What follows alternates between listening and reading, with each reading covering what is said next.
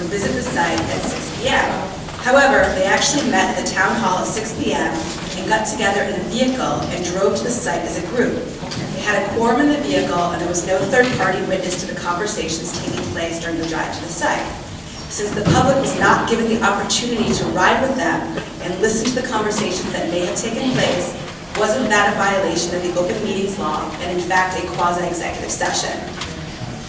My answer, and I guess maybe might have an opinion, is that it would really depend on the conversation that took place in the car. If the members in the car got together and just discussed things such as the Red Sox or their children, it would really be no different than taking a break during a meeting. This gets back to what we talked about earlier, which is the substance. If they talked about the commission business in the car, that very well could be a violation of the Open Meetings Act. But short of me knowing what was discussed in the car, it is not just a violation per se. I'd like to go back to that earlier question about the group of people that got into a car, a body who started a meeting, got into a car and drove to a site. How is the public, based on your answer, how is the public assured that they did not talk about the property on their way there? There is no public, a third party, if you will, listening or observing to their conversation. Do we have to rely on the honesty of the people in the car to say whether they talked about that or not? I mean, I guess the short answer to that question is yes.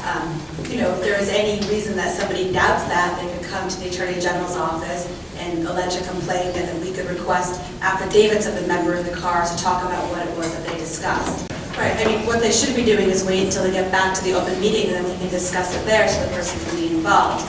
But as I said, there's really no way for any of us to know what took place in that car short of it being a complaint and us asking them to tell us through affidavit forms. So if the town council gets together in a vehicle and drives around and has discussions, we have to rely on the honesty of that town council to admit that they talked about something pertinent? I think what Laura's getting at, and I think we keep getting back to the same point, is that when the complaint comes to our office, we're going to look into it. If there are third parties, we're certainly going to seek out that information. But if there's not, we're going to look through it in an affidavit form. I think the same question can be asked of any Friday night or Saturday night. Just because people are traveling together does not by itself violate the Open Meetings Act.